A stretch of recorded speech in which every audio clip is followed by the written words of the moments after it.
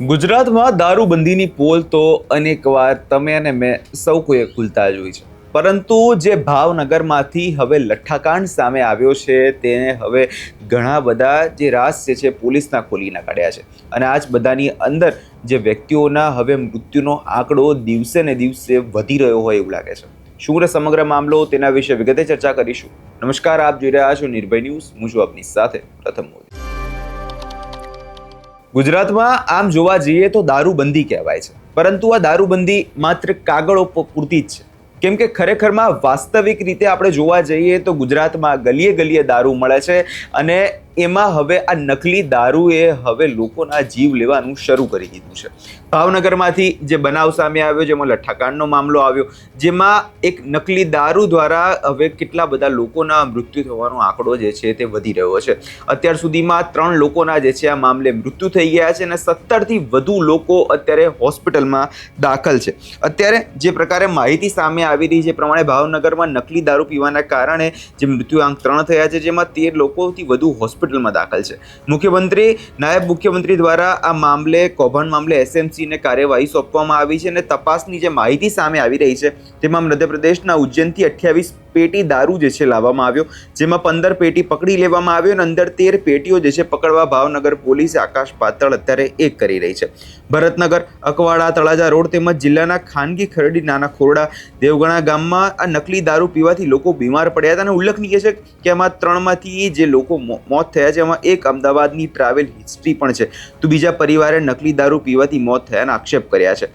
હર્ષ સંઘવી દ્વારા મોડી રાત્રે અમદાવાદ એરપોર્ટ પર રાજ્યના વડા જીએસ મલિક, આઈબીના વડા તેમજ અમદાવાદ પોલીસ કમિશનર સહિતના ઉચ્ચ અધિકારીઓ સાથે બેઠક કરી હતી અને આ મામલે હવે કડક કાર્યવાહી કરવાની સૂચના આપવામાં આવી છે। તમે ને મેં સૌ કોઈએ અનેકવાર આ બધી કાર્યવાહીઓની વાત સાંભળી છે, જે તપાસ કમિટીઓ જોઈ છે, પરંતુ ગુજરાતની અંદર આ દારૂ આવે છે કેવી રીતે, આ સવાલ અત્યારે ચર્ચાઈ રહ્યો છે। વધુમાં અહીંયા જે પ્રકારે લોકોના મૃત્યુ થયા છે એ મામલાને લઈને જે પોલીસ વડા છે તેમનું શું કહેવું છે અને એ બાદ જે એસડીએમ છે તેમનું શું કહેવું છે, એકવાર એ સાંભળીએ। શું કહેશો આખો મામલો છે? ડુપ્લિકેટ દારૂના કારણે અનેક લોકોના મોત થયા છે અને અનેક લોકો છે હાલ હોસ્પિટલમાં સારવાર લઈ રહ્યા છે, તો કઈ રીતે તપાસ ચાલી રહી છે? એમાં અત્યાર સુધીમાં 2ની શંકાસ્પદ ડેથ થઈ છે અને એના સિવાય જે છે 5 હોસ્પિટલ અલગ અલગ જે લોકો જે છે સારવાર હેઠળ છે અને એની જે તપાસમાં આવું ધ્યાન ઉપર આવ્યું કે એ લોકો જે છે રોયલ સ્ટેગની બોટલના ડુપ્લિકેટ બોટલના સેવન કારણે બધું થયું। આમાં આની બધું જે પાસાઓની અમે અત્યારે હાલ તપાસ ચાલે છે, એનો પ્રોડક્શન ક્યાં થયું, એનો ટ્રાન્સપોર્ટેશન, આ બધું જે છે અત્યારે તપાસ ચાલે છે અને એમાં અમુક બુટલેગર જે છે એની અમે વેરીફાઈ કરવા માટે એની પૂછપરછ હાલ અત્યારે ચાલુ છે।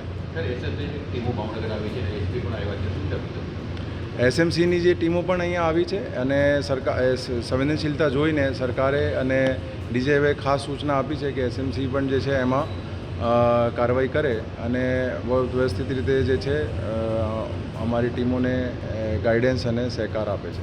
સર, ગત રાત્રિના મુખ્ય બુટલેગરથી 4ની ધરપકડ કરી હતી, ત્યારબાદ વધુ કોઈ ધરપકડ કરવામાં આવી છે બુટલેગર?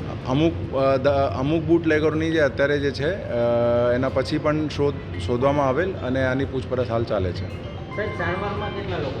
સારવારમાં અલગ અલગ જે છે 5 હોસ્પિટલોમાં અત્યારે લોકો સારવાર હેઠળ। સંખ્યા અત્યારે છે 15થી ઉપર છે અને સર, જે બોટલો પકડાણી છે, કેટલી બોટલો છે એ અત્યારે હાલ તપાસનો વિષય છે।